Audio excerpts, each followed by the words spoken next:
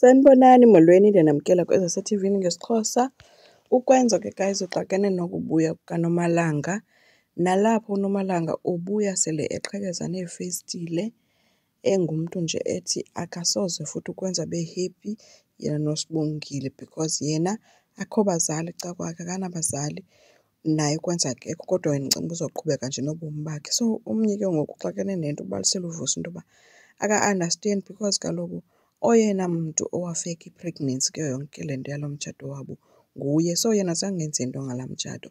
Uvusa utheke yena uyamcebisa into yoba makahambe ke ayovula ikheyisi emapoliseni ukwenzela uNomalanga uba ikhona enye into ayiplotayo angalinge akwazi ukuba sayenza.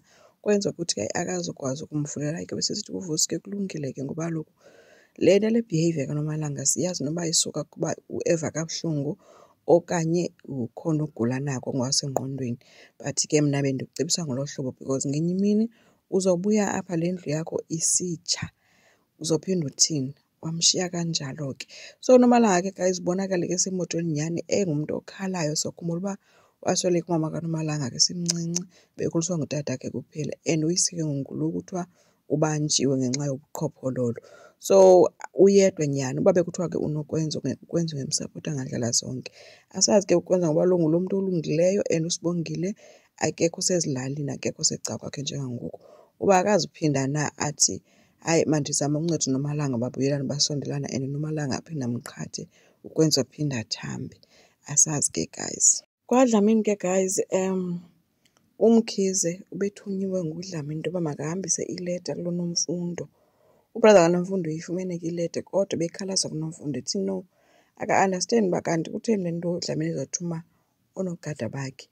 Athi ke phofu ke mhlawumbi ngumntu owenze iindlela zakhe izinto kodwa bekumiba kuye abantu bakwaDlamini. Nomfundo bekhe wayikhalazela ke le nto uba njani uba kuhanjiswa uMkhize kusa izinto ileta kowabo. But ke ngoku uMkhize uyancokola ke noDlamini ke uDlamini ubulela into yoba ileta ihambile yawufika. Uthi ke ngoku ulindele ideyithi kubantu bakuloNomfundo yokuba kuhanjwe kuyolotyolwa.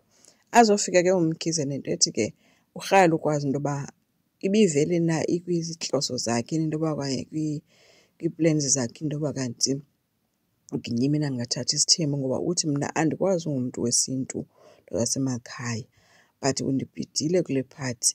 Athi ke unjengaye hayi nam andingomntu wezo zinto kodwa ngeli xesha sasisakhula sasinendlela yokuthi xa ngaba sihamba siyokolusa ezinkomeni uba khona umntu okhe wakwenza into phayana awukwazi ukumbiyeka nje, unayo indlela yokuzibuyisela kuye.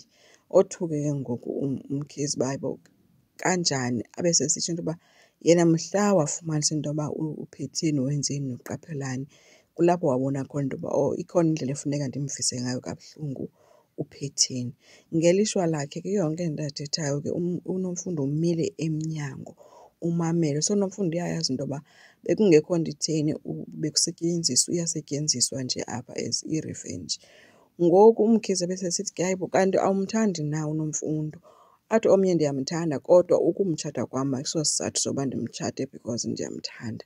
So icace gca ke into yoba uNomfundo utshatelwe yinto yoba kulwiwa noPhetheni, befuna uvisa nje kabuhlungu uPhetheni uyi-weapon kahle kahle yena. So ke uthe samamela uNomfundo uthuswa kukuba kuthi gqi ubhoyibhoyi ke ebesekuqala elila ke besembuza unyana wakhe uba urayithi na, uthi hayi kuzolunga but ke ebesebonakala nje uba uyakhala. uNomfundo ke after eve yonke loo nto usekamereni ke uyafasa istresi. Ufika uMavis emzisela ukutya embuza uba yabo kwenzeke ntoni waphuma erumini unjengayo kwenze ntoni. Hayi ke uNomfundo kuqala uthunywa ngulaa mfazi athi omnye no andizela ngaloo nto apha.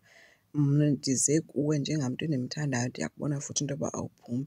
Abulele kuNomfundo esephakama esemxelela into yoba yeyi unjengaye bendingayazi into yoba mna unditshata because uyanisizela. Athi omnye hayibo bekunganyanzelekanga Nomfundo akekho umntu okunyanzela utshate nonjengaye because nina nonjengaye nifuna izinto ezibini ezohlukeneyo ngaphandle kothando kule nto yalo mtshato. uNomfundo athi ke nake sevile into yoba unjengaye umtshata because uyamsizela. Akayithethi yonke laa nto ayive phaa into yoba ukuliwa ngaye kahle kahle. Abe sesithi ke umama uMavis kungcono ke wena washiya umxolisi wagijimela loo njengana ndixelela into yoba umxolisi orayithi for wena. Uthi ke Nomfundo yena kaloku mna ndandisenzela uThemba.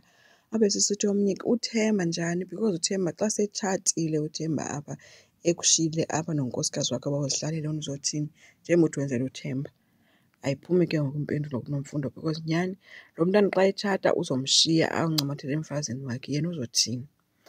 Asazi ke guys noma izawuphelela phi ke into kaNomfundo, noma uzoqhubeka nokutshata njengaye sele esazi uba udlala nje ngaye akafuni mtshato kuye. Enkosi, ngicela siqhubeke, subscribe, silike, singakhomenta futhi. Bye.